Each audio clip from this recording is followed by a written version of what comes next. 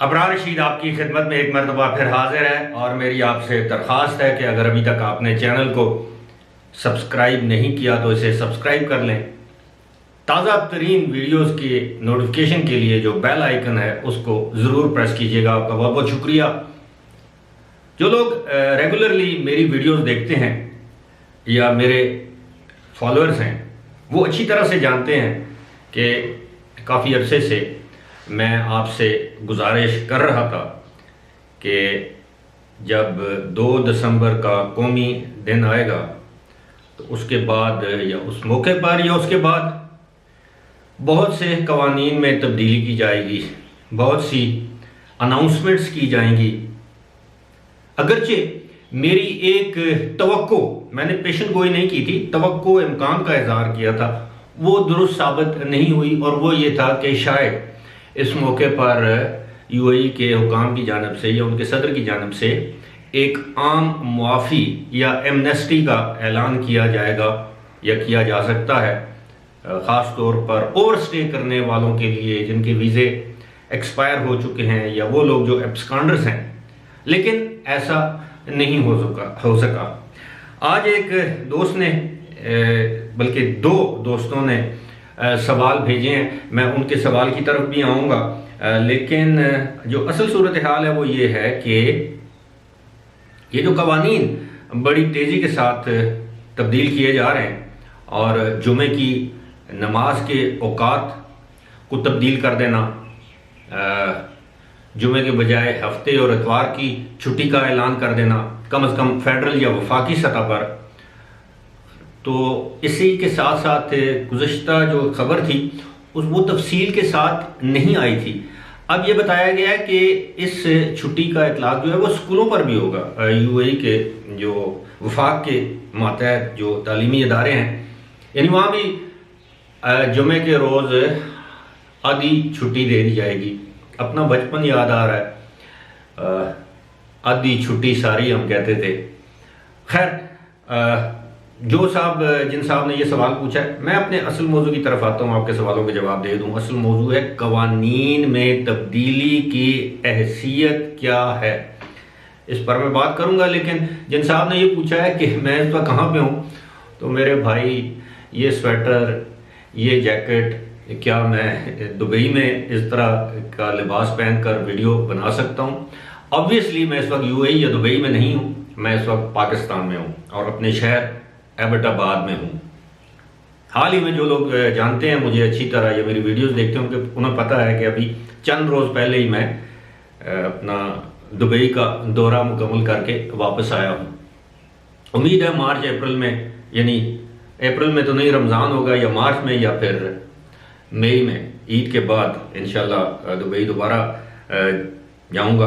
अच्छा, मैं बात कर रहा था जी कवानीन की। अब कवानीन की जो मैं यूएई के जो बुनियादी जो कॉन्स्टिट्यूशन है, उनका आइन है, उसमें मैं देख रहा था कि वहाँ पर जो सदर है वो कवानीन जारी कर सकते हैं।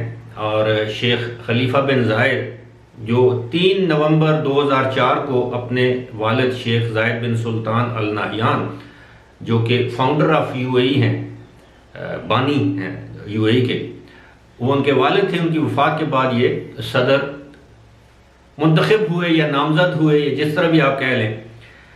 अब सूरत हाल ये है, वहाँ पर यूएई में एक है federal supreme council. Federal supreme council ये सबसे बड़ा एक इदारा है जो कि कवानीन वज़ा कर सकता है, कवानीन तब्दील कर सकता है। और मेरी मालूमात के मुताबिक अब तक जो फेडरल सुप्रीम काउंसिल है उसने चंद कवानीन की मंजूरी नहीं दी। अब ये फेडरल सुप्रीम काउंसिल क्या है? अब ये फेडरल सुप्रीम काउंसिल जो है, ये 7 अमारात हैं, उनके जो हुक्मरान हैं वो इसके मेंबर हैं और इसके इजलास में या वो खुद शरीक होते हैं या अपना नायब डिप्टी रूलर वो इस इजलास में या इनके मामलात में शिरकत करता है। अब ये यूएई के मीडिया में आपको ये चीज़ नहीं मिलेगी, लेकिन जो आलमी आज़ाद इंडिपेंडेंट मीडिया है, यहाँ तक कि अरब मीडिया, अरब ममालिक का भी कुछ ऑनलाइन कह लें, इंटरनेट कह लें वेब बेस्ड जो उनका मीडिया है, उसमें इस पर काफ़ी बहस हो रही है। ये जो अभी हालिया जो कवानीन, ये जो बग़ैर निकाह बग़ैर शादी के औलाद का पैदा करना या नाजायज़ ताल्लुकात को जायज़ करार देना, अब यूँ समझिए।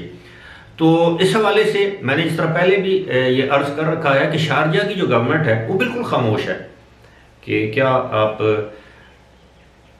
नाजायज़ ताल्लुकात वाले जो कपल जोड़ा है वो शारजा में क़याम कर सकते हैं, क्या वो वहाँ पर इस तरह के मामलात कर सकते हैं, उनकी जो औलाद पैदा होगी क्या वो कानूनी औलाद तस्वुर होगी। ओवरऑल यूएई में ऐसी औलाद, अब जो एक कानून है विरासत का कानून, उस हवाले से बिल्कुल खामोशी है कि वो जो औलाद पैदा होगी उसको विरासत किसकी मिलेगी। अगर बाप की मिलेगी, माँ की मिलेगी, दोनों की मिलेगी, किसी की नहीं मिलेगी। वल्दियत या पेरेंटहुड जिसे कहते हैं वो तो दोनों में से एक या दोनों की मिल सकती है, शादी करें या ना करें उसके पासपोर्ट के लिए। लेकिन इस हवाले से ये कानून मुकम्मल तौर पर खामोश है। अगरचे कि इस कवानीन में बहुत अच्छी, इन कवानीन में बहुत अच्छी तब्दीलियाँ या तरामीम की गई हैं, जिसमें आम तौर पर जो आइली कवानीन जिसे हम कहते हैं, यानी तलाक का मामला है, खातून की का विरासत का हक है, बीवी को तलाक दे दी तो क्या आप उसको हक मार दे सकेंगे, नहीं दे सकेंगे। पहले इनका कानून और था, अब उन्होंने मुख्तलिफ जो ममालिक के अपने कवानीन, उन्होंने कहा कि जिस मुल्क में आपका निकाह हुआ होगा उसी मुल्क के कवानीन का आप पर इतलाक होगा, या जिस मुल्क में आपकी पैदाइश होगी उस मुल्क के कवानीन ही विरासती कवानीन तस्वुर होंगे। लेकिन पाकिस्तान में तो नाजायज़ औलाद के लिए कोई कानून नहीं है कि विरासत में, और ना इस तरह, क्योंकि इस हवाले से कवानीन खामोश हैं, क्योंकि इस नाजायज़ औलाद को जब जायज़ समझा ही नहीं जाता, नाजायज़ समझा जाता है, तो ऑब्वियसली ये जाहिर है कि उसको कैसे, अगरचे दुनिया में आने वाले बच्चे का तो इसमें कोई कसूर नहीं है, लेकिन जाहिर है किसी ना किसी को तो उसको पालना पोसना पड़ेगा वालिदैन में से या कोई और, वो अलग बात है। लेकिन कानून इस हवाले से वहाँ का खामोश है। और दूसरी सबसे अहम बात जो इस वक्त ये जो अरब मीडिया है इसमें जो डिस्कस हो रही है वो ये है कि जनाब ये जो कवानीन तब्दील किए गए हैं इनकी तो शरई हैसियत तो है ही नहीं, लेकिन इनकी आइनी या कानूनी हैसियत भी नहीं है। लेकिन इसका फैसला कौन करेगा? क्या कोई यूएई का सुप्रीम कोर्ट करेगी इसका फैसला? अदालत में कोई जाएगा? किसी में इतनी जुर्रत हिम्मत है कि वो सदर शेख खलीफा के हुक्म को या हुक्म अदूली करे या हुक्म की मुखालफत में किसी अदालत में जाए? क्या ऐसा मुमकिन है? मेरा ज़ाती तो ख्याल है कि ऐसा मुमकिन नहीं है। तो क्या इसके खिलाफ किसी आलमी अदालत में जाया जाएगा? ऐसा भी पॉसिबल नहीं है, क्योंकि जो आलमी अदालतें हैं उनके नज़दीक भी जो मुल्क के अंदर कवानीन है उनकी हैसियत जो है वो अरफा है, यानी उनको छेड़ा कोई भी आलमी अदालत नहीं छेड़ सकती। जो आपके मुल्क का आइन है, जो आपके मुल्क का कानून है, इस तरह पाकिस्तान का आइन में जिन चीज़ों की ममानियत है, दुनिया का कोई मुल्क पाकिस्तान को मजबूर नहीं कर सकता कि आप इसकी इजाज़त दे दें।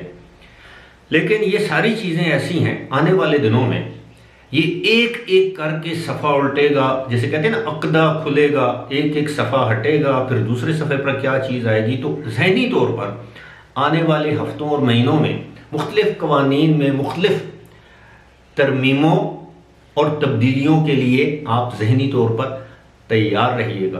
फ़िलहाल इसी के साथ मुझे दीजिए इजाज़त। खुदा हाफ़िज़।